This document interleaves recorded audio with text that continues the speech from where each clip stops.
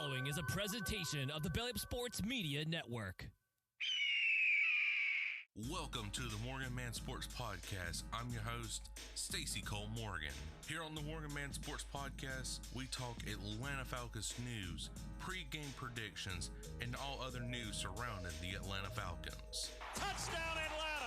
Also on the podcast, we talk Call of Duty League, esports, covering Roster Mania, major predictions, COD champs, player trades, and much more to get you ready for every single CDL weekend. Stuff goes through, and Stuff snaps, wins the one-on-one, and Optic with the reverse sweep. If that sounds good with you, put on your Falcons jersey, grab your gaming headset, and let's get this show started.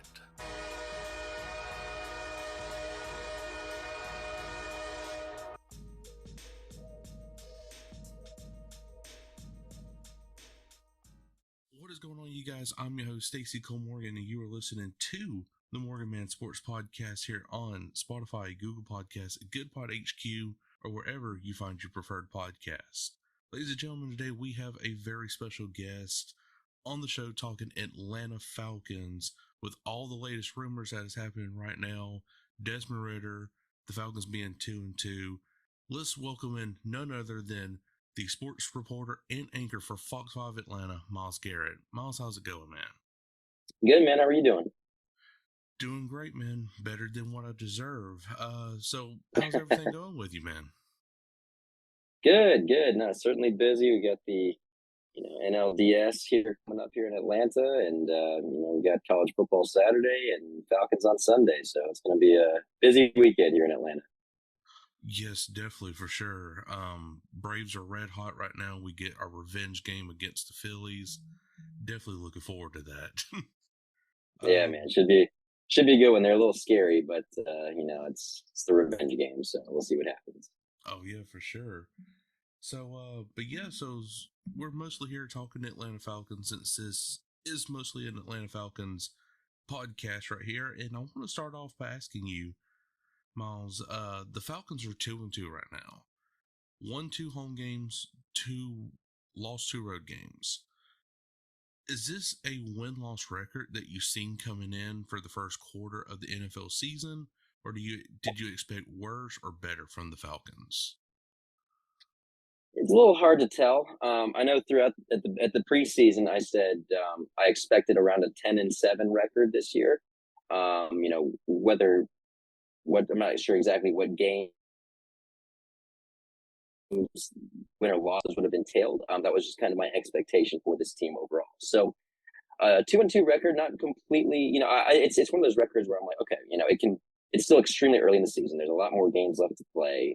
You don't really know whether or not this team is good or bad. I think it's a little too early to sort of determine each option. They're still figuring some things out, especially at the quarterback position. Desmond's had some struggles, but he's also had some bright moments too. So, the pass blocking hasn't been ideal. The run blocking has been good. Bijan Robinson has been a bright spot, obviously. So, there's a lot of things to consider so far after just 4 games. But, this week will be another test with the ascending, what looks like, Texans team, especially with CJ Stroud. So, whether or not I expected 2-2, it's a little hard to say, but I wouldn't say it's either, good or bad. I think it's, this is a team that's coming off back-to-back 7-10 seasons. It's still a very young team, a lot of new guys that are still meshing together. So I think to be determined is kind of the best answer to give on that. Oh yeah, for sure. I'm with you. It's kind of hard to determine at this point right here, but definitely this is a lot better than usually how we start off 0-2 in the past couple of seasons. So for sure, it is something to look forward to, but hopefully we can change gears this Sunday against the Houston Texans for sure. So the second thing I want to ask is Desmond Ridder's job security. So obviously this has been a big talk in the Falcons community. And this past Sunday, Desmond kind of didn't help his case a little bit, throwing some pick six. Well, I know 1 pick six, but a lot of interceptions. And the teammates are, backing him up. And that's a good thing to see. But is this a game where Desmond Ridder really needs to shine against the Texans this Sunday in order to keep it? Or do you think it'd be time for Taylor Heineke to step in? It's a tough question right now because Arthur Smith does like to stick to his guys, and Desmond Ridder, I do think it's still a little bit early because I mean you got to keep in mind this is still game I believe 8 or 9 for him. I mean he's still pretty much a rookie you could consider. He's not really that I know he had a full off season to sort of be that QB1, and he had those 4 games at the end of last season, but it's kind of tough to determine because he's shown flashes. I think you saw it in that Packers game where there were moments where you're like, okay, like this is what they're seeing. Okay, like he's got that potential to sort of manage this offense and lead them down the field and score some points. But you absolutely, I think more so this past game in London than the week before was that more of a testament to his play individually because you can't have those throws that he was making, the staring down the receivers and throwing the interceptions. That one play that almost was an interception to Mac Hollins that was going downfield where Mac had the guy beat, and it almost turned out to be an interception because it was underthrown. So stuff like that you cannot afford to have. Now, as far as these next couple of games against the Texans, I mean, keep in mind, this is still a team that has one of the weakest schedules, if not the weakest schedule in the NFL. So, you got to take advantage of that. It's a roster that's relatively ready to win right now because of the veteran leadership they brought in.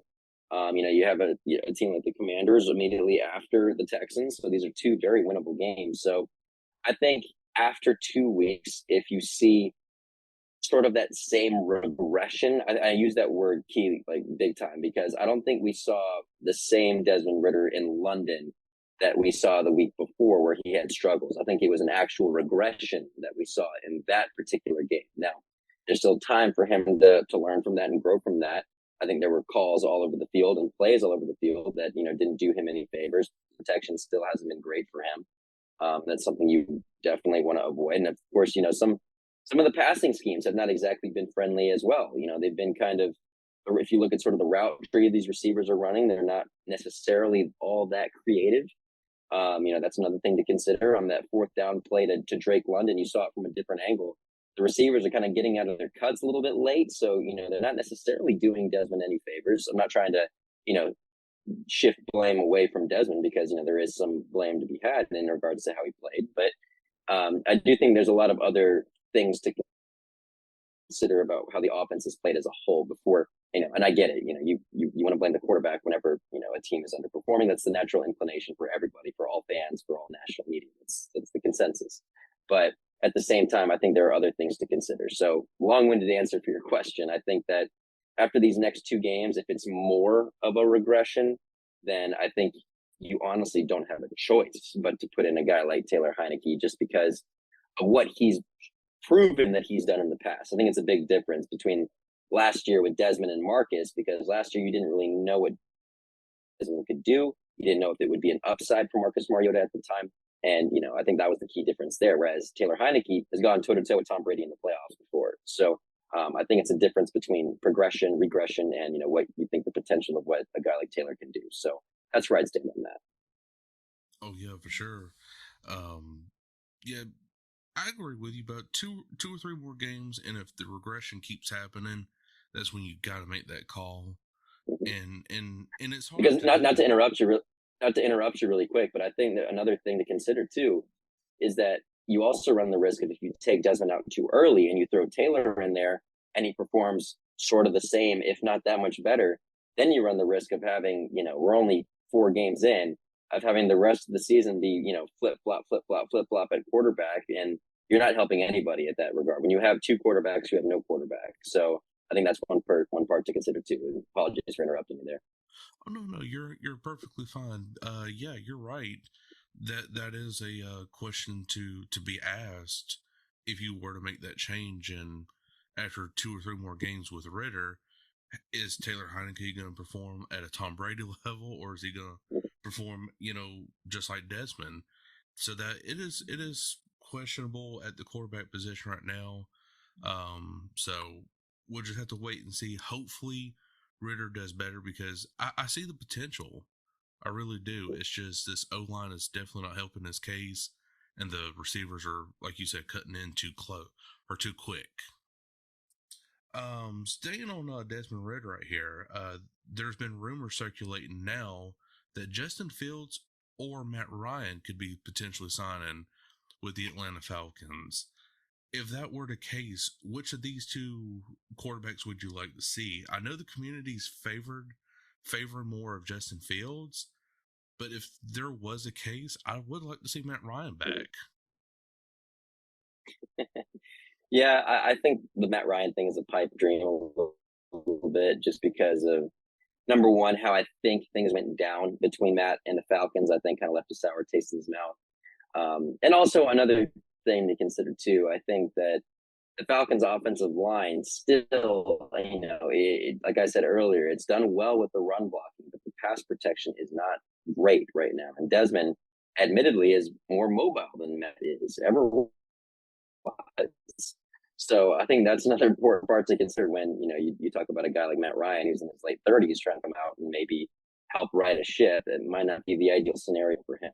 I get it, though. He is Matt Ryan, best quarterback franchise history. There's a lot of things that maybe he could make work with that offense. He's the last quarterback to basically make Kyle Pitts work so far.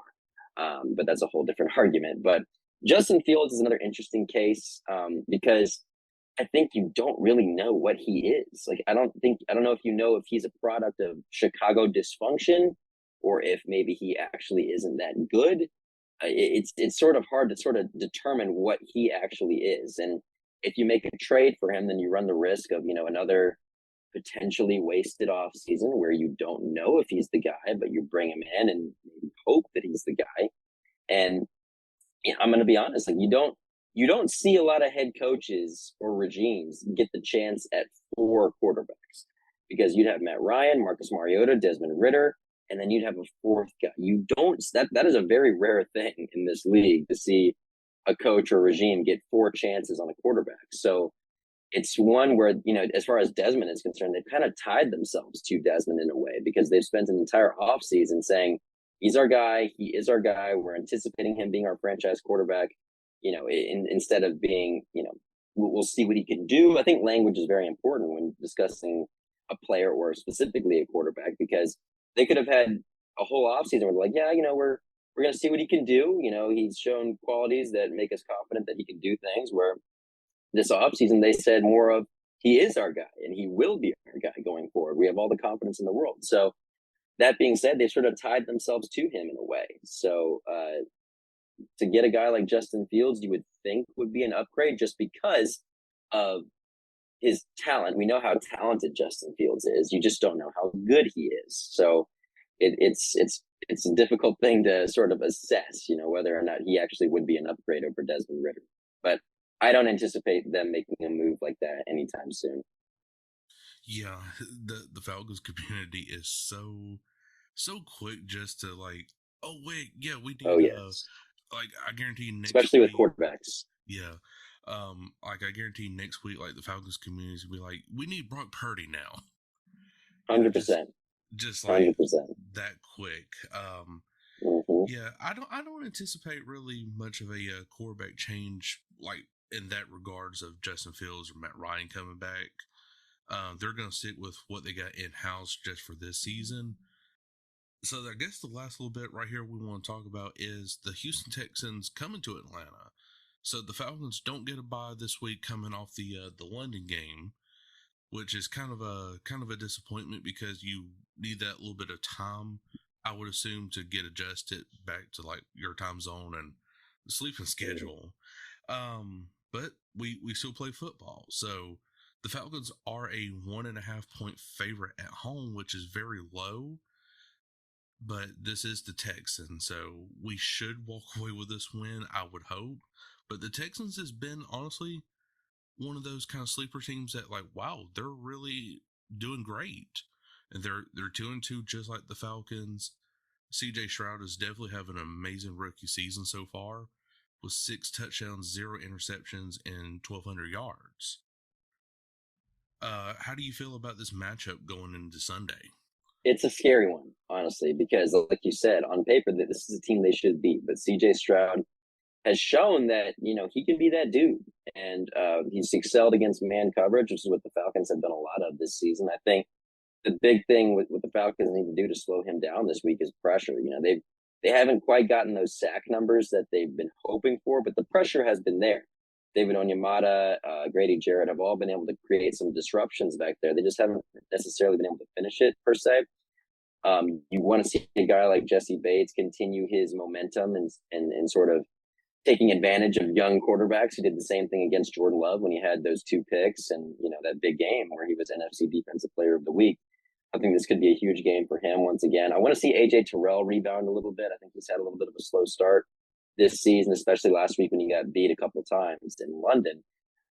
But I mean, the storyline is the offense. You gotta score points. 13 points in 2 weeks is just something that is not going to work in the NFL. You got to score more than that, especially with the talent that they've invested on offense. I mean, they've spent the last 3 first-round picks all on offense, and they've basically been silent with the exception of Bijan Robinson, who's your leading rusher and leading receiver. Drake London has made the catches when the balls have come his way. It's just, it depends on how often they pass it. Jimmy Ward had the comments today on Twitter saying that, we know they're not really going to pass it. So, you got to create that threat in that game. Otherwise, they're just going to load the box exactly like they did in London with what Jacksonville did and put a stop to that rushing attack and make Desmond beat you. So you're going to have to get the receivers the ball. Scotty Miller, I want to see him get involved. He hasn't really done anything so far, or whether that's on him or the coaching or Desmond, it's kind of to be determined. But got to see that passing game become some semblance of a threat.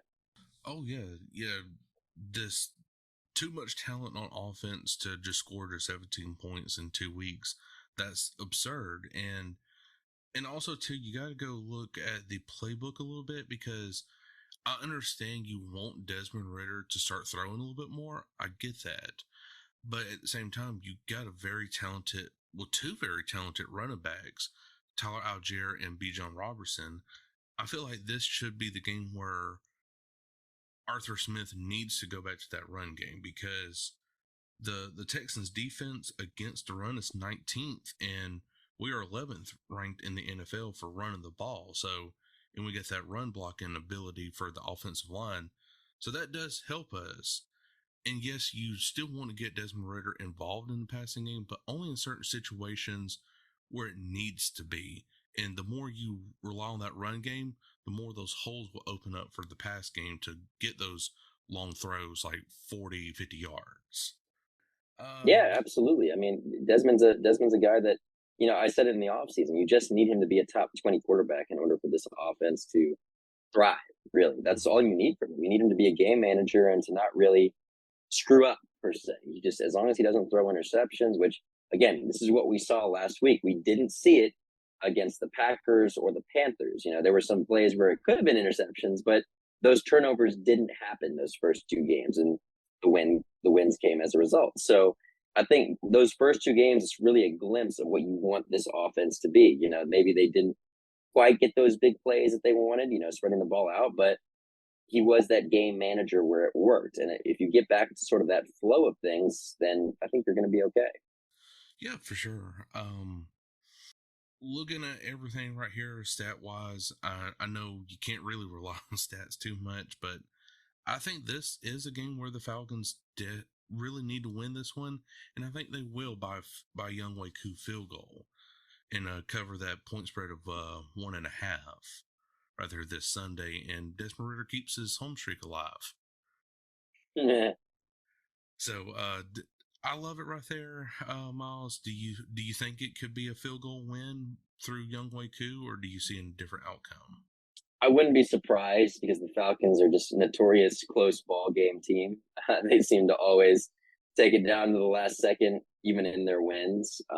Their losses, maybe not so much. Sometimes they lose by a couple, like we've seen the last 2 weeks. But would not be surprised in the slightest if this game does come down to a Younghoe Koo field goal.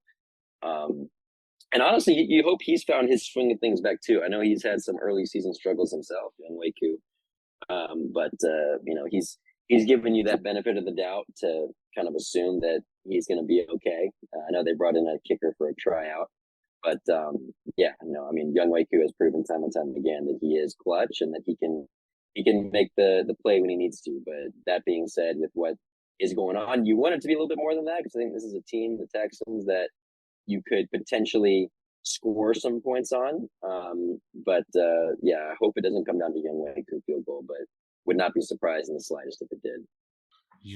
Honestly, yeah, them because it's always a Falcons thing to keep it so close and then just win it by a field goal. Been a fan since 2015, and that's been near about every game I watched. But yeah, Miles. So definitely, this has been awesome right here. Loved talking Falcons with you, man. Do you got any other like media outlets that people could check you out on outside of Fox 5 Atlanta? Yeah, I mean, I'm basically, if you want to see my stuff, I'm very prominent on Twitter or X, whatever it's called today. That's where I usually post all my work, whether that's Falcons related, Georgia Bulldogs related, or now very frequently it's going to be Braves related with the postseason upon us. But on there, I post my work on YouTube. So yeah, if you want to follow me, Miles Garrett TV, it's usually my handle for everything. So that's where you can find me. Yeah, for sure. And everything will be in the description below for everybody to check out Miles' YouTube and Twitter/X account. And yeah, Miles, definitely it's been awesome. I'm glad to have you on the show. It's been a true honor. And hopefully we could do more in the future. Absolutely, man. Thanks for having me on. I appreciate it. Yeah. So the listeners of the show now, we are going to switch over to the Call of Duty League side of things and talk some 2023 season recaps of more COD teams. So we'll see you on the other side. All right, guys, we are on the other side of things right here. I want to quickly shout out to Miles Garrett on Twitter, and he is the Fox 5 News sports anchor for Fox 5 Atlanta. Definitely glad to have you on, Miles. It was a great time, and hope we can do more in the future. And guys, you can hear more podcast episodes just like this one right here by subscribing today on YouTube or any other streaming service that you get your preferred podcast on. Make sure to give me a 5-star rating because it sure does help out and get more interviews and podcast guests just like Miles Garrett. So now we're focusing on the past right now with the Minnesota Rokkr 2023 Call of Duty League season recap. So the map win-loss ratio is a 46.2% with 79 wins, 92 losses. And for series win-loss is 18 wins, 26 losses at a 40.9% percentage of winning. They did make COD champ, so that is good for the organization right there, but did fall short with only 2 matches and lost in both of them. So the highest that the Minnesota Rokkr got during this season was stage 1, where they went 3-1 in their stage 1 series. It was a victory over Texas 3-1, Toronto 3-1, Florida 3-1, but did lose to the Las Vegas Legion 1-3. And then if you go to their lowest of the lowest for the season, it's gonna have to be stage 5 right here. Or no, I'm sorry, stage 3. Stage 3 will be their lowest of lowest, losing to New York 2-3, Seattle 0-3, Austin, Texas, 0-3, Las Vegas 2-3, LA Thieves 0-3, and yeah, that is the lowest of the lowest that the Minnesota Rokkr has gotten throughout the entire 2023 season, and then kind of back and forth win and losses, not much. And of course made COD champs, losing to New York 2-3, that drops us down to losers round 1, and loses to Boston 1-3.